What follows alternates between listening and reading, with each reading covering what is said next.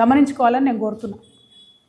ఇదంతా ఒక లెక్క అయితే ఇవాళ మొత్తం దేశమంతా కూడా మన తెలంగాణ గురించి కథలు కథలుగా చెప్పుకుంటున్నారు. ఎట్లా అంటే అనగనగా ఒక సీఎం ఉండేనట. ఆ సీఎం 7 అన్నదమ్ములట. పొద్దుగాన లేచి ఈ 7 కూడా 7 దిక్కులు వేటకోతారట. ఎవరికి ఎక్కువ ఎక్కడ భూములు కనబడితే ఆ రోజు సాయంత్రం వచ్చి మళ్ళీ కూర్చొని ఇగో నేను గిడ 500 కబ్జా పెట్టినా, నువ్వు గిడ 200 కబ్జా పెట్టినావు అని ఇలా మొత్తం రేవంత్ రెడ్డి గారి 7 బ్రదర్స్ 7 దిక్కులలో ఉన్న మొత్తం భూమాతను కూడా చెరబడుతున్న పరిస్థితి. రేవంత్ రెడ్డి గారిని వారి యొక్క రౌడీ ముఠాని, ఈయనకు బాగా రియల్ ఎస్టేట్ తెలిసి ఏదో రియల్ ఎస్టేట్ ఉద్ధరిస్తాడంటే పొద్దుగాలు లేచిన దగ్గర నుంచి భూమిని దొంగతనం చేయడం తప్పితే రేవంత్ రెడ్డి గారు చేస్తున్నది ఇంకోట్లేదు.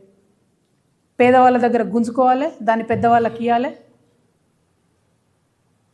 అందుకే చెప్తా ఉన్నా, ఇది రేవంత్ రాక్షస రాజ్యం నడుస్తుంది తెలంగాణలో. RRR నడుస్తుంది తెలంగాణలో. RRR పాలన, రేవంత్ రాక్షస రాజ్యం నడుస్తుంది. ఇంకా కామెడీ ఏంటంటే మనకు పాతకాలంలో అడ్వర్టైజ్మెంట్లు వస్తుండే, సబ్బు కొంటే అగ్గిపెట్టె ఫ్రీ అని, బై 1 get 1 ఫ్రీ అని.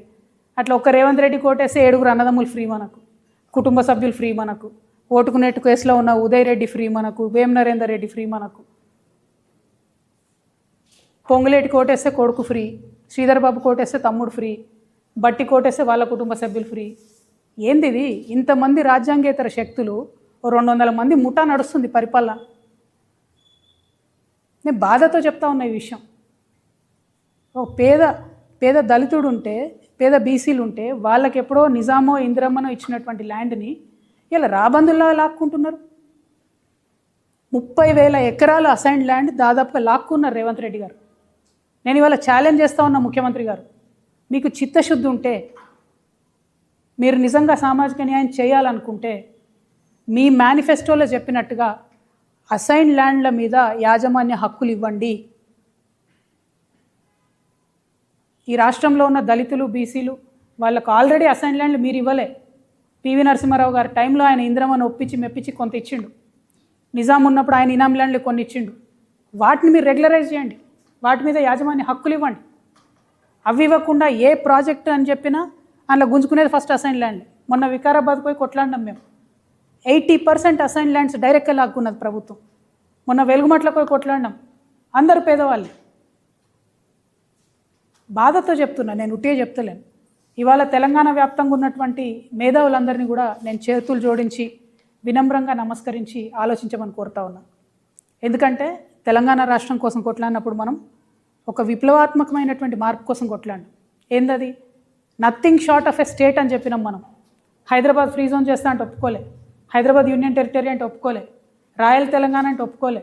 మా రాష్ట్రం మాకు కావాల్సిందే అని పట్టుబట్టి కూర్చున్నాం కాబట్టి అలా రాష్ట్రం వచ్చింది. అంటే అట్లా బలంగా అనుకొని ఏదన్నా అంశాన్ని సాధించాలనుకుంటే అది సాధ్యమవుతుంది. ఇవాళ ఈ రాష్ట్రంలో సామాజిక న్యాయం జరగాలంటే, ఒక లెవెల్ ప్లేయింగ్ ఫీల్డ్ అందరికీ ఉండాలంటే ఈ రాష్ట్రంలో ఉన్న మేధావి వర్గాన్ని అంతా కూడా ఆలోచించమని నేను కోరుతా ఉన్నా. మరొక్క మారు ఈ రాష్ట్రంలో భూ పంపిణీ జరగాల్సిందే.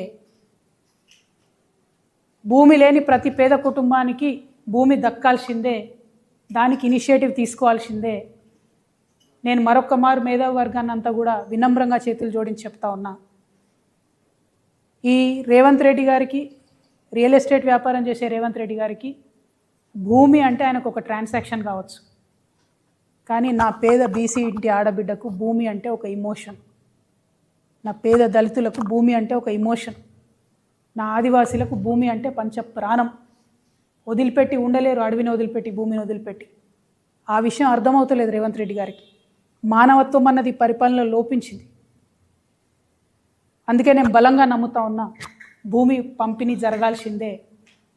తెలంగాణ రక్షణ సేన అధికారంలోకి వస్తే ఖచ్చితంగా భూమి లేని ప్రతి పేద ఇంటికి కూడా కుటుంబానికి 1 ఎకరం చొప్పున మేము భూలక్ష్మి పథకం పేరుతోని భూ పంపిణీ చేయడం జరుగుతుంది. I appeal to all the youngsters. We need to have a level playing field in the state. We need to have a level playing field. సమానమైనటువంటి భూమి క్రియేట్ చేసినాకనే కదా నువ్వు గేమ్ పెట్టాలి. ఫుట్బాల్ మ్యాచ్ ఆడుతున్నారు అనుకోండి, ముఖ్యమంత్రి గారికి ఫుట్బాల్ మ్యాచ్ బాగా తెలుసు కదా, అందుకే చెప్తున్నా. ఫుట్బాల్ మ్యాచ్ ఆడుతుంటే ఒక దిక్కు ఎత్తుంటే ఒక దిక్కు వంపు ఉంటే ఎట్లా ఆడతారు ఆట? వంపులు ఉన్నోడు ఏదో గోల్ కొట్టగలుగుతాడు. ఇవాళ పేదవాళ్ళ పరిస్థితి అదే కదా. అందుకే భూమి పంపిణీ జరగాల్సిందే. పేద బీసీలకు కానీ, ఎస్సీలకు కానీ, ఎస్టీలకు కానీ, అగ్రవర్ణాల్లో ఉండే పేదల్ని కూడా న్యాయం చేయగలిగే ఏకైక పార్టీ తెలంగాణ రక్షణ సేననే అవుతుంది.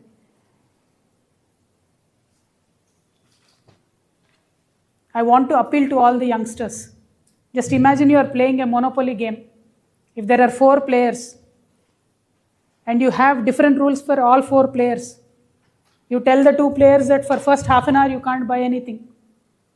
Don't you think there is a disadvantage to the 2 players who cannot buy anything in the first half an hour? I'm sure you understand this analogy. That's why I'm telling you this. When TRS is taking a drastic decision like redistributing the land, please do not jump to a negative conclusion. Think from a point of view where there is no level playing field. How do you create it? How do you create an egalitarian society? Think about that. Mere politics is not enough. If social justice has to be achieved in this state or in this country, land redistribution is one of the major ways in which it can be achieved. Telangana Rakshana Sena